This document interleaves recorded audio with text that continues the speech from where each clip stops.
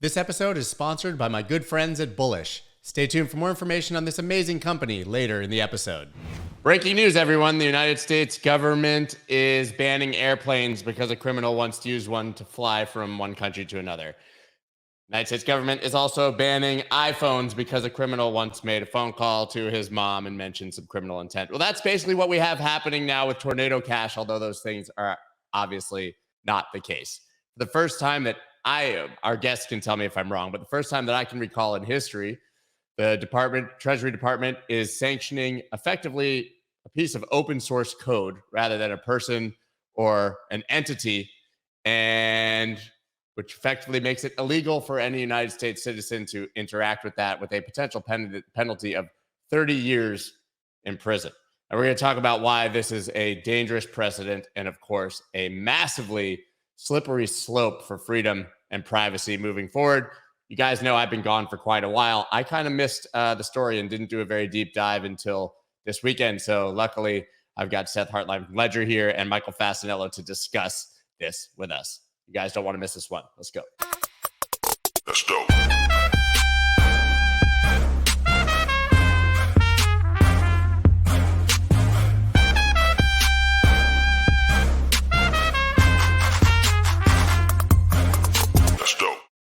What is up, everybody? I'm Scott Melker, also known as the Wolf of All Streets. Before we get started, please subscribe to the channel and, I don't know, cry tears on the like button about the privacies that are being violated all over the world. Because it's happening, and this story is absolutely absurd as I've caught up on it. Of course, we all know that there was a coder arrested in the Netherlands. I, as usual these days, considering everything I read seems to be fake news or made up, I'm reserving judgment on that actual situation until we see if he's simply being arrested for programming the code or if there's something else deeper there. But I have a feeling it's probably the former, and that this is once again a terrifying, disgusting story. As you guys know, I have been away basically 2 weeks. The last time I live streamed was Tuesday, 2 weeks ago. I ended up going on vacation in the Bahamas and taking a savage attack from a sea turtle, which you guys may have seen on Twitter. I'm very lucky to be alive, to be quite honest with you. It was a very angry sea turtle.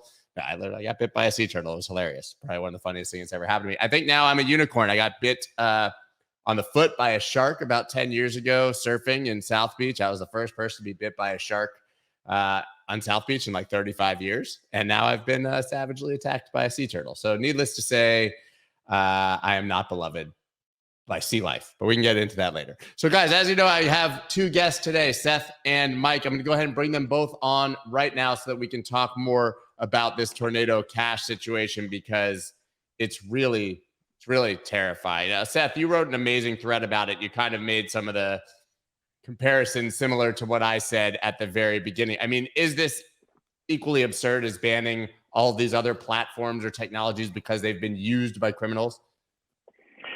Yeah, I mean, I think it's an important conversation to have. Sanctions as a tool, used by the Treasury Department in the U.S., has historically always been aimed at individuals, humans. And in fact, what they actually did last week was to add the Tornado Cash URL, tornado.cash, and 38 ETH addresses, including the smart contracts that run Tornado Cash, to a particular list, the SDN list, or specially designated nationals and other blocked persons, right? And so that's a list of people, right? Nationals are people, and other blocked persons. Now that can include entities. But never before has that list of persons included inanimate objects or code. Now, a lot of people point out that that crypto addresses have been added to the SDN list in the past, and that's true. But I think that's better thought of as sanctioning a person, right? Because a person, it's like their bank account. I mean, that's like taking the bank account of an individual, right? Exactly. A person owns or controls that wallet. The distinction here is that the Tornado Cash smart contract itself was added to the list, meaning that Americans can no longer legally interact with it. That's a bit of a Rubicon, right? We've not dealt with that before, and I think it calls into question a number of those examples, that I listed in my thread, and that you pointed out at the top of the stream. If we're going to start sanctioning non-persons, right, where does it end, right? Can we sanction objects now? What other types of information? Does anything a criminal or someone viewed as a threat by by the U.S. government, whatever they touch can be sanctioned now. There's some pretty profound implications for that I think we're just starting to sort through. Yeah, it's absolutely terrifying, and then it raises, I think, endless questions about what that means for people who have interacted with that smart contract in the past. Obviously, right, for legitimate reasons. I think it's very clear. We should point out that probably the bulk of the activity, by a large majority, there is just people trying to protect their privacy and not doing anything illicit, right? So what does it mean for people who have interacted with it in the past? Also, we've seen that there are people literally targeting. I mean, I know Justin Sun reported this, are just sending a little bit of ETH to people they don't like's wallets through Tornado Cash to get them sanctioned and get their wallets locked. I mean, this is horrible. Mike, what do you think? Yeah, it's a very, very serious issue, but I have to say it gave me a chuckle to see people, celebrities, people well known in crypto, Brian Armstrong, Jimmy Fallon, all these people getting basically dropped dirty ETH, as basically a show of force from the community, saying, listen, Treasury, you can sanction a thing, but it's not really getting to the target that you're trying to reach here. I've seen different numbers as far as how much illicit activity actually goes through Tornado Cash. I've seen 14%, I've seen 37%, I've seen a bunch of different statistics. None of them seem to propose a majority of the transactions being illicit. At the same time, from the legal and regulatory standpoint, I worked with OFAC in the past. I'm a student of the law myself, and so under EO Executive Order 13694, I mean, the president has given OFAC the capacity to come down with sanctions like this. I think, as Seth was saying, what makes this starkly different from the past is all of those other types of sanctions that had been handed down or designated, if you would, they involved parties that had some sort of agency, whether it's an individual, an entity, a government, even country programs. I mean, OFAC has country programs, Russia, Cuba, Iran, things like that. This one falls under cyber. And so, it's designated, it's targeted, specifically focused at nefarious activity in cyberspace. The question here is it really getting to the heart of what they're trying to accomplish, or is it really overreaching into the realm of privacy? One can argue that if you're gonna do this type of sanctions, if you're gonna shoot a shot across the bow with crypto like this for this type of activity, ban cash, because a hell of a lot more illicit activity happens and has happened for hundreds of years involving currencies, fiat currencies. So why aren't we acting in the fiat space more strongly versus here? I mean, you see banks like HSBC, Wells Fargo. I mean, they get fines, millions of dollars, slaps on the wrist in terms of what they're actually passing through their institutions. But then the government comes down basically with a sledgehammer on a fly in terms of, crushing open source code, and going after. I mean, in the case of the Netherlands, I mean, I think what scares me here is if you're going to criticize the U.S., at least give us some, the U.S. government, at least give the government something here, which is they haven't gone so far as to arrest people. Okay, the Netherlands, that's absurd that you would go out and arrest basically a code developer, merely for writing a code that could potentially be used for nefarious activity, not specifically designed, to facilitate nefarious activity, but that could be used in that sense. And like you joked at the beginning, Scott, should we ban cars? Should we ban cell phones? I mean, where does it end? And so I think, as much as the U.S. can be criticized for actions like this, at the same time, we do have to sit here and say, well, at least at this point in time, we do have a better situation than Europe. We do have a better situation than Asia. This is not China. This is not Russia. So there is that. But I am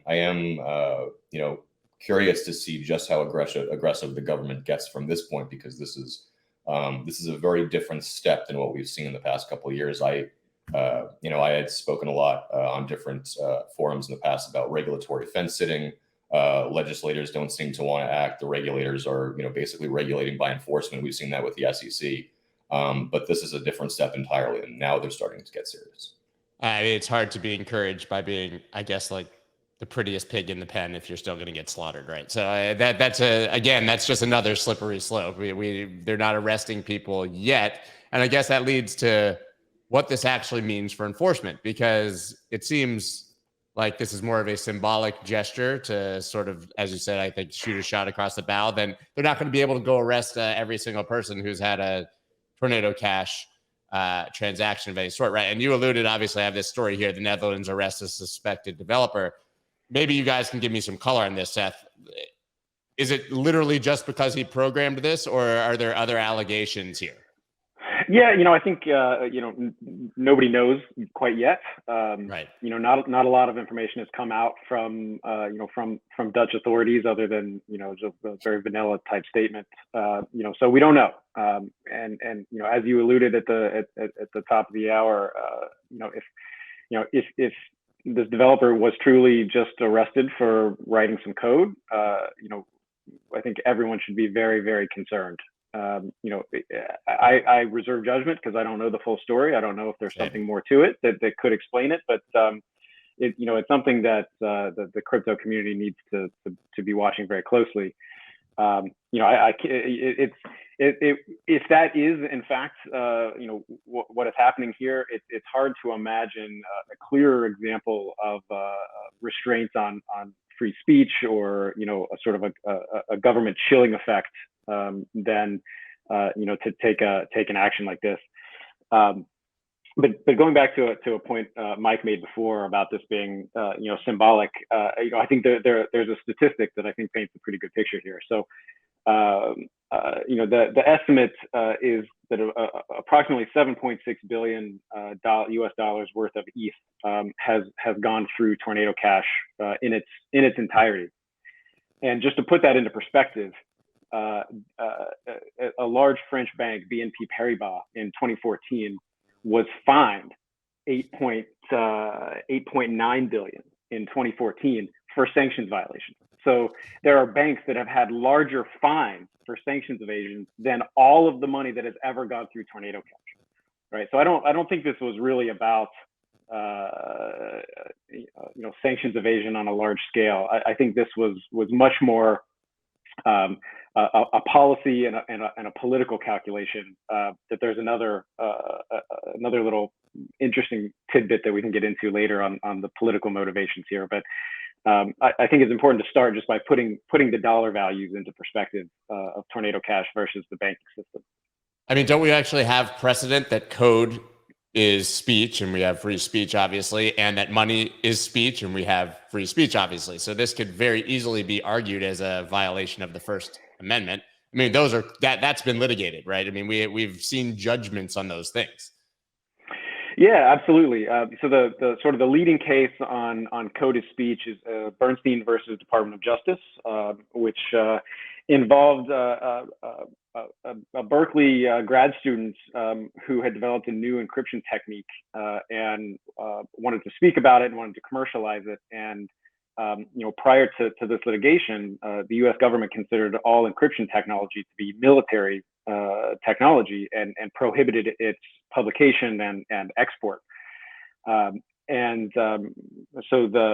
some groups, including the EFF, the Electronic Frontier Foundation, supported Bernstein in mounting a First Amendment challenge to that prohibition.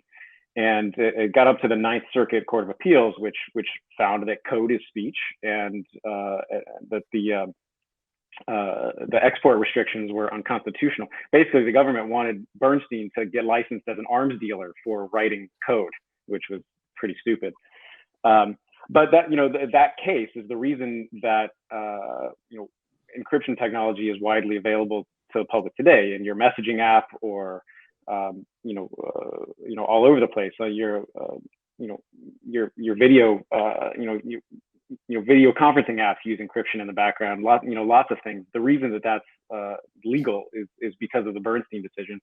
And then there was another important series of cases where the Motion Picture Association tried to block. Actually, I think he was Dutch.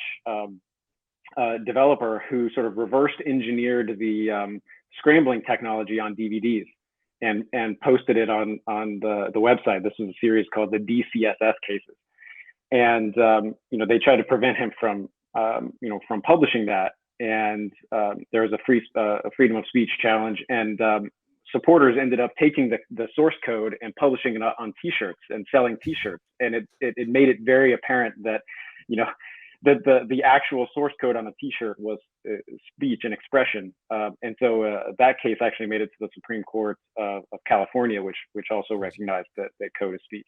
Everybody knows that there are advantages to trading on both centralized and decentralized exchanges. But why not choose an exchange like Bullish that offers the best of both worlds? Bullish's total trading volume recently exceeded $25 billion in just 7 months since they launched. And they have the best liquidity in the game when it comes to Bitcoin USD. Now, Bullish has released the first major upgrade to its liquidity pool technology with the introduction of a concentrated range-bound liquidity pool for the Bitcoin USD trading pair. This upgrade triples the order book depth within a range of 2%, making it one of the world's deepest Bitcoin USD trading pairs. This industry-leading order depth means you can trade confidently at scale with clearly understood price impact. You should check them out immediately at bullish.com/Melker. So then that definitely, since there's so much precedent here, and obviously this is a violation of the First Amendment, why now and why this, Mike? Do you have any thoughts? I know Seth sort of alluded to the fact that there might be political motivation there. That's something we can get into. But why do you think this is happening now? Is this just a symptom of this general ramp up against the crypto industry, or is there something deeper here? I think that there's largely been a lot of criticism against the government for basically not giving any rails to the industry, at least for the centralized part of the industry. Decentralized, there arguably can't be rails, or they wouldn't be effective.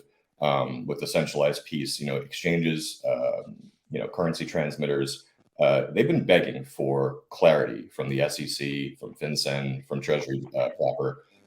Give us some regulations to follow, and we'll follow them. It's not an industry saying, we're out here to create anarchy. I mean, the centralized portions of this, they want to do the best they can, but they're just not being given enough help. I would say if Treasury thinks that this is helping, they're going about it the wrong way. From a First Amendment context, I mean, any government restriction on speech, it has to fall within narrowly tailored parameters. It has to be, furthering a substantial government interest, and it has to have basically a least restrictive means test. In this situation, I think part of that test is met, but the other pieces aren't.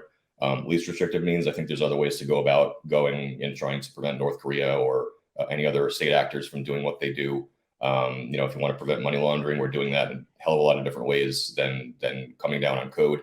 When you look at it, you see the small piece of this contract that's being used to launder money. I mean, it does have a very legitimate use that I think has a strong argument in court, and I'd like to see this argument made. So I can't wait to see who actually brings it to court. But insofar as going after bad actors, realize people can still use Tornado Cash. U.S. persons can use Tornado Cash, but outside your U.S. jurisdiction, this designation means nothing. So foreign actors, they're still going to use Tornado Cash. So I don't really understand what the targeting basis here was, other than to show U.S. persons, oh, we are serious about crypto and we can control you when yours hacked. So there's that. But I think that for sure, going after this to target UK, North Korea, the Lazarus Group, it's not effective. And so when you use a sledgehammer to smash a flag, that's when people have to really wonder what the hell is going on. And I agree with Seth that there's definitely there's another message being sent here. And I think that is the government is tired of being perceived as, unable to control U.S. persons in this industry and in this community. And Seth, you mentioned that there is political motivation, you think, so I'd love to hear that. Yeah, so I think the timing to me is I think a pretty strong giveaway. So on Well, you have to know a little bit of context about Tornado Cash. So Mike said earlier in the conversation that some amount of the ETH that's gone through Tornado Cash has been from foreign state actors. Nobody knows exactly the number, but we know it's not zero. But 15%, 30%, whatever it is. Most of that is, we know is associated with North Korea, and particularly the Lazarus Group, which is the DPRK's sort of cyber warfare unit. And these are bad guys, right? And these guys are bad for the crypto community. They have been responsible for most of the major bridge hacks, and they are stealing from us. They are stealing from sort of Western crypto users, right? So no sympathy there. But think about the timing. On August 7th, Kim Jong-un offered 100,000 North Korean troops to Vladimir Putin to assist in his war in Ukraine. August 8th, the next day, Tornado Cash sanctions come out.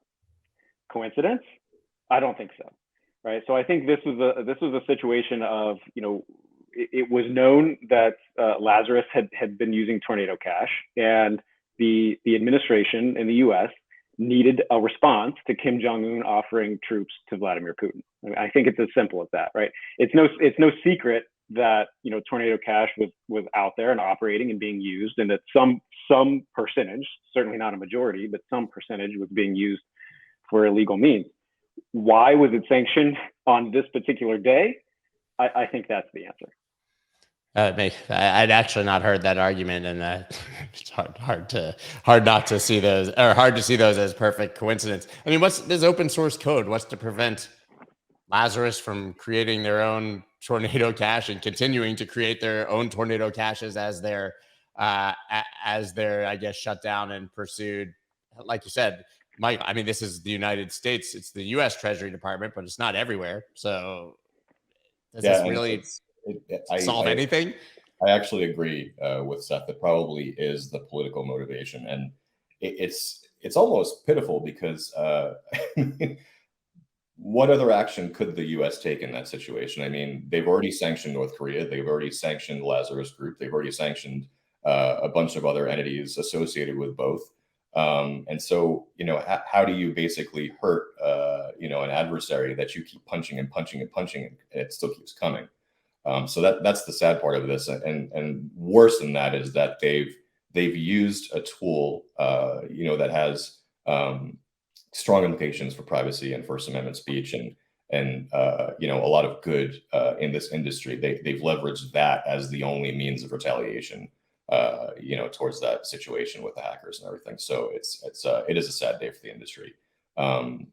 There's no reason why people shouldn't be able to have a certain level of privacy in this industry, and in this community of cryptoverse. I mean, it's just absurd for the government, regulators, and even the law enforcement to think that they should be able to have carte blanche to see what everybody is doing, when they're doing it, who they're doing it with. That doesn't happen with cash. That's why a lot of people still use cash, and that's going to be one of the reasons why, for the Get on Zero crew, which hey, I'm all behind that. I love crypto. At the same time, it's going to be real hard to wrestle that, from the cold dead hands of people that realize it may be the only safe harbor for privacy that we have left. Yeah, cash is going to be eliminated as well, right? That's just a matter of time, I think. And we're already seeing a number of countries that are limiting the size of transactions with cash, most notably Israel. Of late, you can only transact a few $1,000s. I mean, this is not a conversation we're going to have right now, but obviously this is another argument or something to watch as central bank digital currencies probably become a bigger reality. But maybe I can have the two of you back on to discuss that again in the future. But just to close this, I know that both of you have to go. Michael, you said that you'd be interested in seeing how this will eventually be litigated. Both of you sort of alluded to that. What recourse do people have, and who are those people, right? The code can't fight back. So is this on the American people as a whole to fight this, or some sort of class action suit? How will this be litigated, and how can this be theoretically, I don't think it will be, but reversed if people are angry enough about the Well, precedent. I think you're going to see groups like the Blockchain Association and other industry advocacy groups will throw all of their support, behind the individuals and the community. There's going to be people that, to bring a case, you have to have standing, and so to have standing, you have to have some sort of harm.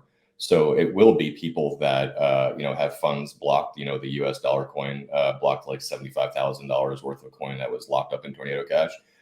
People that can't get their coin now are going to, have some sort of legal recourse. Anybody, even with GitHub, I mean, arguably, not only could GitHub probably be the target of a suit, but then, further than that, the U.S. government has putting down these sanctions, which GitHub had to comply with to remain, legally operational. GitHub users could potentially have some civil suits here. So it is really going to be interesting to see, who saddles up and who they're charging after. Seth? Yeah, I think that's right. I think it'll be the civil society groups. It could be groups like Coin Center or Electronic Frontier Foundation that have been sort of champions of online privacy and freedom for a long time. I think standing is not too much of a problem. Probably anyone that got dusted with the 0.1 Tornado Cash ETH probably has standing to some extent. So I don't think that's a big problem. I think the bigger problem in my mind is that that process takes years, and these sanctions can remain in place. I mean, the damage is really already done, right? The damage is almost instantaneous, and to unwind that will take a lot of time and a lot of money and a lot of effort. And I think the bigger questions are, sort of what happens. What happens now? There was a big controversy, on crypto Twitter over the weekend about sort of, DeFi apps, blocking wallets that got dusted, and sort of how decentralized are they really? If that's the response, you've got the big sort of infrastructure providers, the relayers like Infura, doing the same thing and preventing people from accessing and using Ethereum if they've ever had interactions with Tornado Cash. And it led some people to speculate, what's the future for ETH, for Ethereum? Is there going to be some sort of a US compliant fork and then a sort of an everywhere else fork of Ethereum? I think that might be a bit alarmist, but it's worth thinking about. There sort of going to be real and lasting implications here that happen long before the sort of First Amendment rights are vindicated in litigation. Yeah, well, it's going to be interesting to watch, and I'm counting on you guys to come back and help me keep tracking this and other things in the future. Thank you so much, both of you, for joining. I just want to make sure I got your everybody go follow the two of them, Seth Hertlein, SETHERTLEIN, is that correct, on Twitter? And you can find Mike at Blockchain Mike, but the first O cleverly is a 0, right? I got that right? Okay. I'm not going to spell that one out with the zeros and the numbers, but you guys get the idea. Thank you guys both for doing this. It was awesome to have both of you, especially since I'm so far behind and you guys actually know what the hell is going on here. So thank you once again, and I'll see you both soon. Thanks. Yeah, thank you so much. That's dope.